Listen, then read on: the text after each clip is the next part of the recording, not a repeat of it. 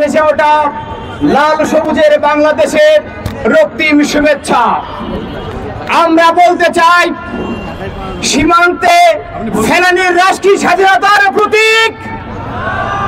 আমরা বলতে চাই, নদীর পানির অরাজ্য হিস্সা কি স্বাধীনতার প্রতীক।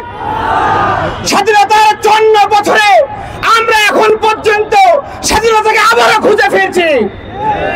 আমরা আধিপত্যবাদ ভারতকে বলতে চাই, যদি আপনারা যোগ্য প্রতিবেশী না হতে পারেন, তাহলে আগামী দিনে আমরা আরো 7টি প্রতিবেশীর জন্ম দিব ইনশাআল্লাহ।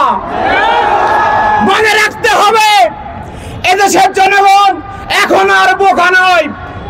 তাদের উপরে কোন দাসত্বের শাসন চালানো যাবে না। আমরা কোন দাবিদারি মেনে নেব না ইনশাআল্লাহ। আমরা বলতে চাই, আগামীর বাংলাদেশ হবে তরুণদের বাংলাদেশ। আপনারা তরুণদের ভাষা বুঝুন, মেধাবীদের ভাষা বুঝুন, নইলে আপনারা এদেশে রাজনীতি করতে পারবেন না।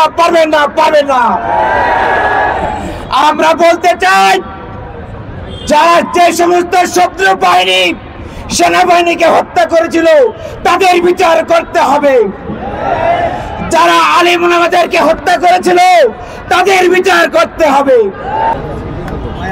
প্রিয় দেশবাসী, আপনারা জানেন যে উদ্দেশ্যকে সামনে নিয়ে 1971 সালে যুদ্ধ হয়েছিল, তার সুফল বাঙালি এখন পর্যন্ত ভোগ করতে পারেনি। যে উদ্দেশ্যকে সামনে নিয়ে বাঙালি রক্ত দিয়েছিল, সেই উদ্দেশ্য আজ পর্যন্ত সফল হতে পারেনি। বিগত 15 বছরে ইসলামী ছাত্র শিবিরকে তার কার্যক্রম নির্বিঘ্নে চালাতে দেয়নি। আমরা বর্তমান অন্তর্বর্তীকালীন সরকারকে বলতে চাই, যে উদ্দেশ্যকে সামনে নিয়ে 24-এর আন্দোলনে হাজার হাজার ছাত্র জনতা রক্ত দিয়েছে, যে উদ্দেশ্যকে সামনে নিয়ে আপনাদেরকে ক্ষমতায় বসিয়েছে, আজ পর্যন্ত আমরা সেই সুফল ভোগ করতে পারিনি। এখনো আমাদেরকে জীবন দিতে হচ্ছে। গত 2 দিন আগেও 2 জন শিক্ষার্থীকে জীবন দিতে হয়েছে। আমরা বলতে চাই, শেখ মুজিব বাকশাল কায়েম করেছিল, তার পরিণতি ভালো হয়নি। শেখ হাসিনা স্বৈরাচারী শাসন ব্যবস্থা কায়েম করতেছিল, তার পরিণতি ভালো হয়নি। কেউ যদি বাংলাদেশকে নিয়ে ছিনিয়ে নেওয়ার চেষ্টা করে, তার পরিণতি ভালো হবে না। বর্তমান ছাত্র সমাজ সেটি জুলাইয়ের আন্দোলন দেখিয়ে দিয়েছে। ছাত্র জনতা স্বাধীনতার 54 বছর পার হওয়ার পরেও আমাদের এই দেশে এখনো মানুষকে জীবন দিতে হয়। স্বাধীনতার 54 বছর পরেও একটি স্বাধীন রাষ্ট্রে মানুষ তার বক্তব্যকে সুন্দরভাবে উপস্থাপন করার সুযোগ পায়নি।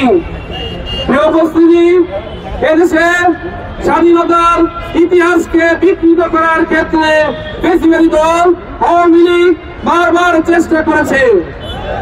আমরা বলতে চাই, ইসলামী ছাত্র শিবির প্রকৃত দেশপ্রেমিক।